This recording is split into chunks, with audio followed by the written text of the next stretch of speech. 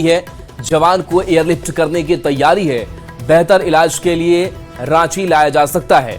Cobra battalion 205 का जवान अनुज कुमार जो घायल हैं, एसडीपीओ के मुताबिक घायल जवान की हालत स्थिर है। सर्च ऑपरेशन में निकलने के दौरान ये घटना हुई थी। ओम प्रकाश हमारे साथ न्यूज 18 संवाददाता फोन लाइन पर है। ओम प्रकाश, एक बार फिर से आईडी ब्लास्ट और एक जवान के घायल होने की खबर आपके पास, क्या अपडेट, कब तक रांची उन्हें ले जाया जा सकता है?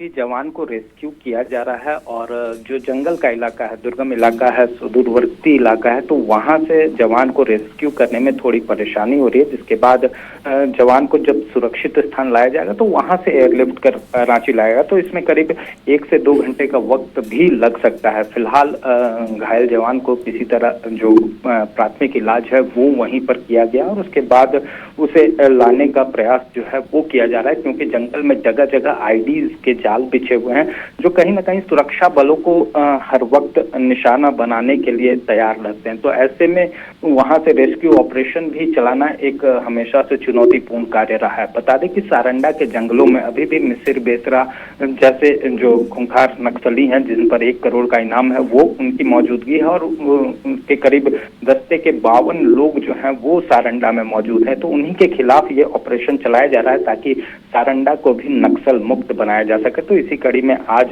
जब सर्च ऑपरेशन चल रहा था उसी दरमियान ये आईडी ब्लास्ट हुआ, जिसमें कि सीआरपीएफ का एक जवान जो है वो घायल हुए हैं। अब उनका रेस्क्यू ऑपरेशन कर बेहतर इलाज के लिए रांची लाने के प्रयास जो है वो जवानों के द्वारा किया जा रहा है वहां पर। जी चलिए ओम प्रकाश, शुक्रिया इस अपडेट के लिए आपका। रुपेश भी चाईबासा से जुड़े हुए हैं। रुपेश, आपके पास क्या अपडेट है? क्या सर्च ऑपरेशन अभी भी चल रहा है? क्या कार्रवाई वहां हुई है? जवान को लेकर अपडेट क्या? आज ये घटना उस समय हुई है जब कोबरा और सीआरपीएफ के जवान सर्च ऑपरेशन के निकल रहे थे और घटना छोटा नागरा क्षेत्र के चडरा डेरा के आसपास जंगल में हुई है। और जब जवान सर्च ऑपरेशन के लिए निकल ही रहे थे उसी दौरान ये आईडी ब्लास्ट की घटना हुई है, जिसमें कोबरा बटालियन 205 के जवान अनुज कुमार घायल हुए हैं। लेकिन चाईबासा एसडीपीओ बामन टूटी के मुताबिक उनको कोई गंभीर चोट नहीं है, पैर में हल्का जख्म है और स्थिति के अनुसार उन्हें देखा जा रहा है कि उन्हें एयरलिफ्ट किया जाएगा या दूसरी जगह इलाज के लिए भेजा जाएगा। लेकिन फिलहाल उनकी स्थिति स्थिर बनी हुई है, उनकी हालत, और कोई गंभीर जख्म नहीं है। निश्चित तौर पर घटना घटी है, लेकिन उस क्षेत्र में रेगुलर जो सर्च ऑपरेशन चलाया जा रहा है नक्सलियों के खिलाफ, और भाकपा माओवादी संगठन के जो बड़े नक्सली लीडर मिसिर बेसरा और अन्य वहां पर मौजूद हैं, तो अभी भी उसको लेकर लगातार उस क्षेत्र में सर्च ऑपरेशन चलाया जा रहा है। और आज ये घटना सर्च ऑपरेशन पर निकलने के दौरान ही हुई है। जी चलिए, शुक्रिया रुपेश इस अपडेट के लिए आपका। रामगढ़ से बड़ी खबर है, जहां के भुरकुंडा के 2 मुहानी के पास पुलिस और राहुल दुबे गैंग में मुठभेड़ हो गई। मुठभेड़ में राहुल दुबे गैंग का सन्नी सिंह घायल हो गया। जानकारी के मुताबिक राहुल दुबे गैंग ने पुलिस पर फायरिंग की थी। जवाब में पुलिस ने फायरिंग की, जिसमें सन्नी सिंह घायल हुआ। घायल को इलाज के लिए सदर अस्पताल में भर्ती किया गया है। इसके बाद रिम्स रांची रेफर किया गया है। मुठभेड़ के बाद एसपी और पतरातू एसडीपीओ समेत कई थाने की पुलिस मौके पर पहुंची है। जानकारी के मुताबिक पुलिस की टीम हथियार बरामद करने गई थी और इसी दौरान ये घटना हुई। और अब ये तस्वीर आपको दिखा रहे हैं, जो घायल है इलाजरत है, पुलिस ने अपने शिकंजे में ले लिया है। तो पुलिस राहुल दुबे गैंग में मुठभेड़ हुई। राहुल दुबे गैंग का सन्नी सिंह जो है वो घायल हुआ है। घटनास्थल की भी तस्वीर आपको दिखा रहे हैं और घायल सन्नी भी अब पुलिस की गिरफ्त में।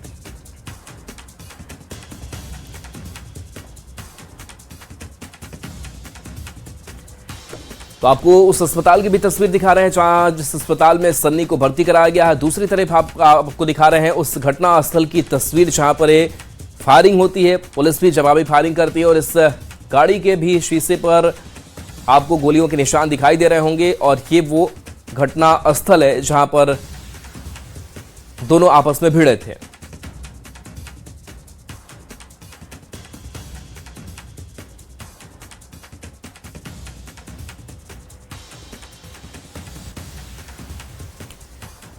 तो पुलिस और राहुल दुबे गैंग में मुठभेड़ हुई है और इस मुठभेड़ से जुड़ी हुई तस्वीर आप देख लीजिए, जहां पर देखिए पुलिस राहुल दुबे गैंग में जब मुठभेड़ हुई, दोनों तरफ से गोलियां चलाई गई और ये गोली देखिए पुलिस की गाड़ी पर भी लगी हुई नजर आ रही है। वहां से खोखे गिरे हुए हैं, जिसको अब घेर दिया गया है, सील किया गया है इस जगह को। लगातार इस क्षेत्र में राहुल दुबे और अन्य आपराधिक गिरोह के द्वारा यहाँ पे जो कार्य चल रहा है उसमें लोगों से लेवी मांगी जा रही थी और एसआईटी टीम को कुछ सूचना प्राप्त हुई कि भुरकुंडा थाना क्षेत्र में कुछ सक्रिय संदिग्ध व्यक्ति है जिसकी गतिविधि है। जैसे ही यहाँ पे वो आए उनकी गाड़ियों पे ताबड़तोड़ अपराधी के द्वारा गोली चलाना शुरू कर दिया गया और ये सब लोग तुरंत इन्होंने अपने आप को बचाव किया। हमारे पास एक पेशेंट आया सनी सिंह नाम से, पिताजी का नाम लेट धनंजय सिंह, जो हमारे पास सीसीएल गिद्दी से रेफर होकर के आए। उनके राइट पांव में घुटने के नीचे गोली लगने का निशान था। कितने गोली लगी हुई थी सर? जो वुंड के हिसाब से, एंट्री वुंड के हिसाब से लग रहा है कि एक गोली लगी हुई है, बाकी एक्सरे अभी तक हुआ नहीं था तो क्लियर कट बता पाना मुश्किल है कितनी गोलियां लगी। तो गोली फंसी हुई है कि उसमें अभी? जहां तक गोली फंसी हुई होगी, क्योंकि जब भी गोली निकलती तो एक एग्जिट वुंड होता है, तो वो हम लोगों को पाँव में नहीं दिखा। गैंग के साथ सुबह सुबह भुरकुंडा थाना क्षेत्र के दुमहानी के पास मुठभेड़ हुई है और अभी न्यूज 18 की टीम ग्राउंड जीरो पर आप देख सकते हैं ये गाड़ी है जिस पर पतरातू थाना प्रभारी, भदानी नगर थाना प्रभारी, भुरकुंडा थाना प्रभारी और पतरातू इंस्पेक्टर सवार थे, जिस पर अपराधी सनी सिंह ने गोलीबारी की। जवाबी गोलीबारी में सनी सिंह घायल हुआ, जिसे पुलिस से अभिरक्षा में सदर अस्पताल रामगढ़ भेजा गया। इस तरफ देख सकते हैं रामगढ़ एसपी, पतरातू एसडीपीओ और सभी थाना क्षेत्र की पुलिस भी यहाँ पर पहुंची है। पूरे एरिया को यहाँ पर देखते बैरिकेडिंग किया जा रहा है। इस तरफ दिखाना चाहेंगे अपराधी द्वारा यहाँ पर जो गोलीबारी की थी वो पिस्टल जो है वो देख सकते हैं यहाँ पर है, एक पिस्टल वहाँ पर है और बैग भी यहाँ पर छोड़ा गया है। ये रामगढ़ पुलिस की बड़ी कार्रवाई मानी जा रही है। हाल के दिनों में यहाँ पर राहुल दुबे गैंग द्वारा रंगदारी के लिए लगातार जो है गोलीबारी की घटनाओं को अंजाम दिया जा रहा था। और रविवार की बात करें तो रामगढ़ पुलिस ने राहुल दुबे गैंग के 7 अपराधियों को हथियार के साथ गिरफ्तार किया था। ये पुलिस की बड़ी कामयाबी मानी जा रही थी। आज सुबह सुबह यहाँ तड़के जो है रामगढ़ पुलिस के साथ राहुल दुबे गैंग की मुठभेड़ हुई है। पुलिस ने कहीं कहीं यहाँ पर जवाबी कार्रवाई में अपराधी सनी सिंह को यहाँ पर गोली मारी है और ये इसके बाद जो है अपराधियों में यहाँ दहशत का माहौल देखा जा रहा है। जावेद खान, न्यूज 18 रामगढ़। हजारीबाग से बड़ी खबर, जहां शादी का झांसा देकर महिला के यौन शोषण हुआ है। कटकमदाग थाना क्षेत्र में युवक पर गंभीर आरोप लगा है। युवक पर लाखों की ठगी का भी आरोप है। पहले से शादीशुदा होने की बात उसने छिपाई। आरोपी ने आपत्तिजनक वीडियो भी बनाया जिसे ब्लैकमेल कर रहा था। शादी और वीडियो डिलीट करने के नाम पर लाखों रुपए उसने वसूले। ग्रामीणों के सामने समझौता हुआ था, पैसे लौटाने का भरोसा दिया था। 1 महीने बाद भी रुपए नहीं लौटाए गए। महिला से मारपीट की गई। घायल महिला का इलाज हजारीबाग मेडिकल कॉलेज में जारी है। 2 मासूम बच्चियों के साथ न्याय के लिए पीड़िता भटक रही है। पुलिस ने न्याय की गुहार, मामले की जांच शुरू कर दी है। और सुशांत सोनी हमारे साथ न्यूज 18 संवाददाता फोन लाइन पर है। सुशांत, शादी का झांसा और इसके बाद से यौन शोषण और कई घटनाओं को अंजाम दिया गया, साथ साथ क्या पुलिस ने कार्रवाई की अब तक? देखिए, आपको बता दें कि जिस तरीके से जो कार्रवाई की बात कही जा रही, तो ये जो पूरा मामला है वो दारू थाना क्षेत्र का बताया जा रहा है और पुलिस ने जो इस पूरे मामले की छानबीन शुरू कर दी है। बता दें कि महिला जो है वो अस्पताल भी पहुंचे हुई थी। जी चलिए, बिल्कुल। तो क्या पीड़िता अभी भी वो कह रही है जो जिस शख्स पर आरोप लगा है वो उस पर कार्रवाई हुई है? देखिए, पुलिस का दावा है कि पूरे मामले का जो है वो छानबीन किया जा रहा है और गहराई से जांच करते हुए जो आरोपी है उनको उन पर जो है धरपकड़ कर जो पुलिस ने प्रक्रिया जो है वो तेज कर दी है। जी चलिए सुशांत, शुक्रिया इस अपडेट के लिए आपका। और गुमला से बड़ी खबर, जहां 2 सहेलियों से गैंगरेप हुआ है। 3 युवकों पर दुष्कर्म का आरोप लगा है। जान बचाकर दोनों युवती भागी। देर रात थाने में सूचना दी गई। 2 आरोपी गिरफ्तार किए गए, एक फरार है। पुलिस लगातार छापेमारी कर रही है। जानकारी के मुताबिक पीड़िताओं में से एक युवती की दोस्ती आरोपियों में से एक युवक से थी। उसने घूमने के बहाने युवती को गुमला बुलाया। युवती अपनी सहेली को साथ ले गई, जबकि आरोपी भी अपने एक दोस्त के साथ आया। दोनों आरोपी अपनी अपनी बाइक से युवतियों को सिसई इलाके में घुमाने ले गए। शाम ढलने के बाद उन्होंने बियर खरीदी और जबरन युवतियों को सुनसान स्थान पर ले जाकर घटना को अंजाम दिया। इसी दौरान एक पीड़िता किसी तरह भागने में सफल रही और पास के पुआल में छुपकर अपनी जान किसी तरीके से बचा सकी। रामगढ़ से बड़ी खबर है, जहां इस्पात स्पंज आयरन फैक्ट्री में हादसा हुआ है। फर्नेस फटने से 9 मजदूर घायल हो गए हैं। घायलों को निजी अस्पताल में भर्ती किया गया है। ग्रामीणों ने फैक्ट्री के मुख्य गेट को जाम किया है। थाना क्षेत्र के अरगड्डा में हादसा हुआ है। तो बड़ी खबर रामगढ़ से, इस्पात स्पंज आयरन फैक्ट्री में हादसा हुआ है और इस हादसे के बाद से देखिए यहां पर लंबा जाम है, गुस्सा है। बताया जा रहा है कि फर्नेस फटने से 9 मजदूर घायल हो गए। घायलों को निजी अस्पताल में भर्ती किया गया है। ग्रामीणों ने फैक्ट्री के मुख्य गेट को जाम कर रखा है। टायर जलाकर ये प्रदर्शन करते हुए नजर आ रहे हैं। थाना क्षेत्र के अरगड्डा में ये बड़ा हादसा हो गया है और इस हादसे में 9 मजदूर घायल हो गए हैं।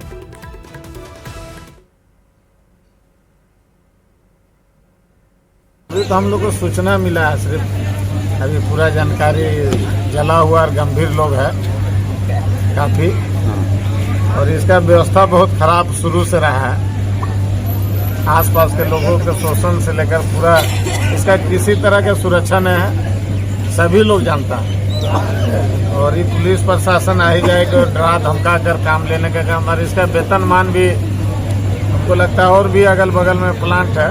बड़ा चीज़ है कि अब इतना बड़ा प्लांट चल रहा है, एम्बुलेंस की भी व्यवस्था नहीं थी। यहाँ स्थानीय लोग अपना गाड़ी ला के पेशेंट को हॉस्पिटल पहुँचाए।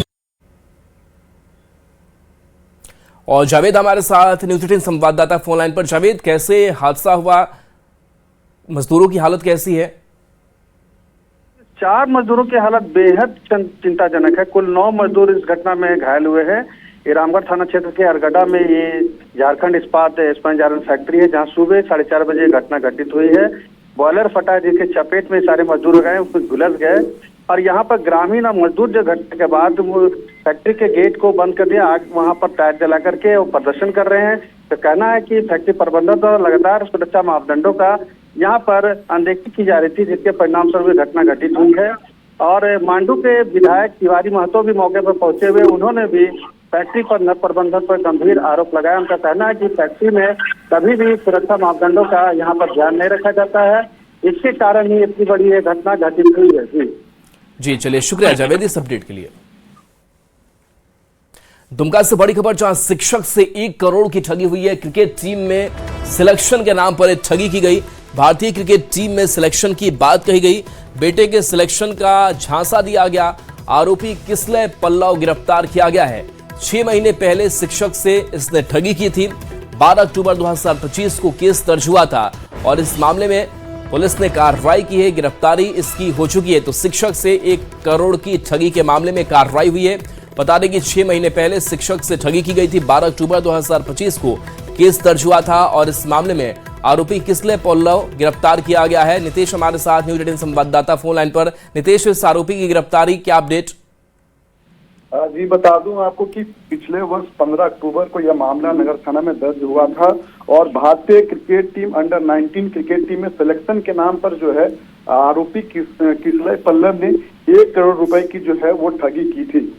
इस पूरे मामले में जो है पुलिस ने आरोपी को जो है गिरफ्तार किया है और इसे जेल भेज दिया है। बता दें कि 12 अक्टूबर 2025 को सरकारी विद्यालय के शिक्षक जो हैं बुलबुल कुमार ने यह मामला नगर थाना में दर्ज कराया था। उनके बेटे जो है उनको अंडर 19 क्रिकेट टीम में सिलेक्शन के नाम पर जो है लगातार पैसे की उगाही उससे करते रहे। पहले 50 लाख रुपए जो है ऑनलाइन ट्रांजैक्शन कराया गया था, उसके बाद जो है धीरे धीरे 50 लाख रुपए कैश लिया गया था। कुल राशि जो है 1 करोड़ की बताई जा रही है इस पूरे ठगी में। जी चलिए, शुक्रिया इस अपडेट के लिए। साहिबगंज से बड़ी खबर, जहां सिविल कोर्ट को उड़ाने की धमकी मिली है। ईमेल के जरिए धमकी दी गई है। धमकी के बाद पुलिस महकमे में हड़कंप है। डीएसपी दलबल के साथ पहुंचे हैं। कोर्ट परिसर को घेरकर जांच हो रही है। प्रारंभिक जांच में किसी भी प्रकार का विस्फोटक नहीं मिला है। तो बड़ी खबर साहिबगंज से, जहां सिविल कोर्ट को उड़ाने की धमकी मिली है और ऐसा पहला मामला सामने नहीं आया है। इससे पहले भी कई सिविल कोर्ट को उड़ाने की धमकी मिलती रही है। धमकी के बाद अब पुलिस महकमा अलर्ट हुआ है। डीएसपी दलबल के साथ मौके पर पहुंचे हैं। कोर्ट परिसर को घेर कर जांच की जा रही है। हमारा इलाका बिल्कुल शांति इलाका, लेकिन इस तरह का धमकी जो लेवल पर बार बार दिया जाता है उससे हम लोग बहुत दुखी हैं। हम लोग पढ़े लिखे वकील मजदूर, पढ़े लिखे मजदूर हैं और इस तरह से होगा तो हम लोग का रोजी रोटी में बाधा होता है। तो देश के जितने हमारे उच्च स्तरीय पदाधिकारी हैं उनसे निवेदन है इस पर कड़ी कार्रवाई होना चाहिए और जहाँ से यह ईमेल आता है उस पर पूर्ण रूप से उसके खिलाफ कानूनी कार्रवाई करके उसको फांसी की सजा दे देना चाहिए। आतंक फैलाने का सूचना मिला तो हम लोग त्वरित कार्रवाई करते हुए सभी आए हैं, सर्च कर रहे हैं और एहतियात बरती जा रही है। सभी का सहयोग यहाँ मिल रहा है। हम लोग इसका तेज़ी से इसका उद्भेदन करेंगे, कहाँ से ये थ्रेट आता है। ये दूसरी बार है और किसी भी रूप में अपराधी बख्शे नहीं जाएंगे। पवन हमारे साथ न्यूज़ 18 संवाददाता फोन लाइन पर है। पवन, एक बार फिर से सिविल कोड को उड़ाने की धमकी कुछ जांच में पाया भी गया है? जी, बता दें कि ये दूसरी बार ये घटना हुई है जब साहिबगंज सिविल कोर्ट को बम से उड़ाने की धमकी दी गई है और ये ईमेल के माध्यम से ये धमकी मिली है। बता दें कि ये थ्रेट मिलने के बाद जो है पुलिस प्रशासन अलर्ट है।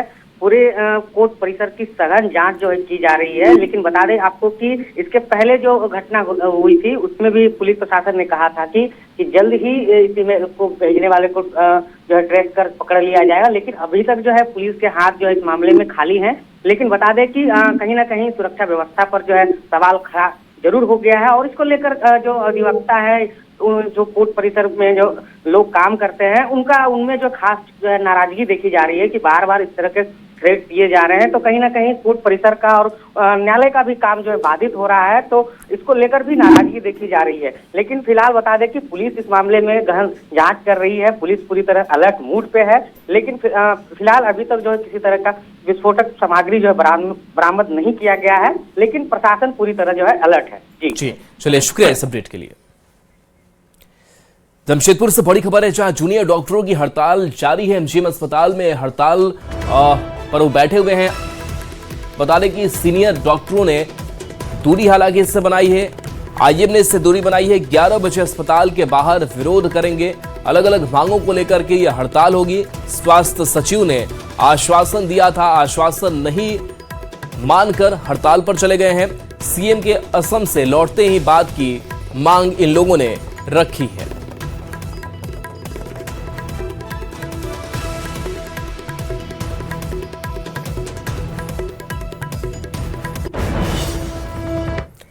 बीजेपी आज अपना 47वां स्थापना दिवस मना रही है। इस स्थापना दिवस के मौके पर राजधानी से लेकर प्रखंड तक में कार्यक्रम रखे गए हैं। बीजेपी के प्रदेश प्रवक्ता प्रतुल शाहदेव ने कहा कि हमारा स्लोगन नेशन फर्स्ट का है, हम लोग राष्ट्रीय के लिए काम करते हैं। बीजेपी के बयान का पलटवार भी जेएमएम ने किया है।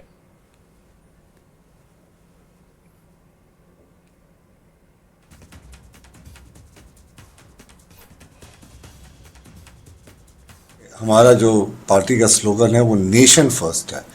47 इयर्स ऑफ नेशन फर्स्ट, 47 वर्ष जहां हम लोगों ने सबसे पहले देश को प्राथमिकता दी है। बहुत गर्व का विषय है, आज विश्व की सबसे बड़ी पार्टी अपना स्थापना दिवस मना रही है। जब हमारी स्थापना हुई थी 1980 में, किसी ने नहीं सोचा था कि इतना बड़ा वट वृक्ष बन जाएगा। और राष्ट्रवाद की जो हमारी सोच है वो आज भी पूरे तरीके से एक एक कार्यकर्ताओं के रगों में बहता है। और राष्ट्र के लिए समर्पित भारतीय जनता पार्टी, इससे बड़ा कोई चुटकुला, कोई जोक नहीं हो सकता।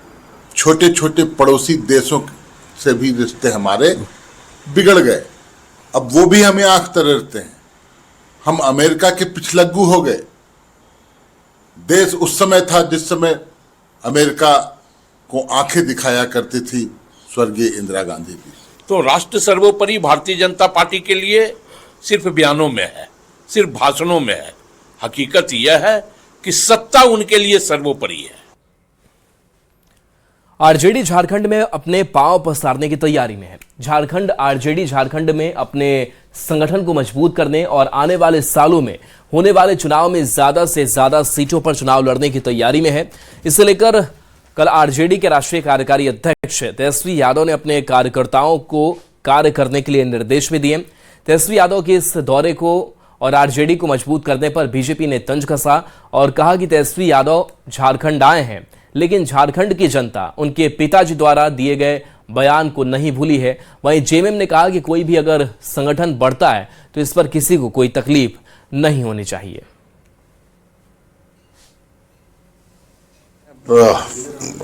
पार्टी की जिम्मेवारी मिली है, वर्किंग प्रेसिडेंट के रूप में, नेशनल वर्किंग प्रेसिडेंट के रूप में। तो जहाँ भी हमारी पार्टी मजबूत है वहाँ और जाकर के संगठन को और मजबूत करना और पार्टी का विस्तार करना, लालू जी के सामाजिक न्याय के विचारधारा को और आगे बढ़ाना। बड़े नेता हैं तो वो सब कोई चाहता है कि अपना संगठन का विस्तार हो और संगठन बढ़े, लेकिन झारखंड की जनता पुराने जख्मों को नहीं भूली है। जब उनके पिताजी और राष्ट्रीय जनता दल के प्रमुख लालू प्रसाद ने कहा था कि मेरी लाश पर झारखंड बनेगा, इन सब बातों को लोग भूले नहीं है, वो गहरे जख्म में है, क्योंकि राज्य का इन्होंने पुरजोर विरोध किया था। और जहाँ तक इनके संगठन विस्तार की बात है साहब, तो ये तो झारखंड मुक्ति मोर्चा के कंधे पर चढ़कर बैतरनी पार करते रहे, इनका अपना कोई वजूद नहीं। कोई दल अपना संगठन बढ़ाता है, विस्तार करता है, तो किसी को कोई तकलीफ नहीं होनी चाहिए, और वो भी हमारे गठबंधन दल के घटक दल है। हम उनको या उनकी पार्टी को शुभकामनाएं देते हैं। नहीं, ये हर राजनीतिक दल की अपनी ख्वाहिश होती है कि हम अपने संगठन का विस्तार करें। तो हमें लगता है कि राष्ट्रीय जनता दल भी अपने संगठन का विस्तार कर रही है, और संगठन का विस्तार करना कोई बुरी बात नहीं है। संगठन का विस्तार करना अच्छी बात है। और चलिए छोटे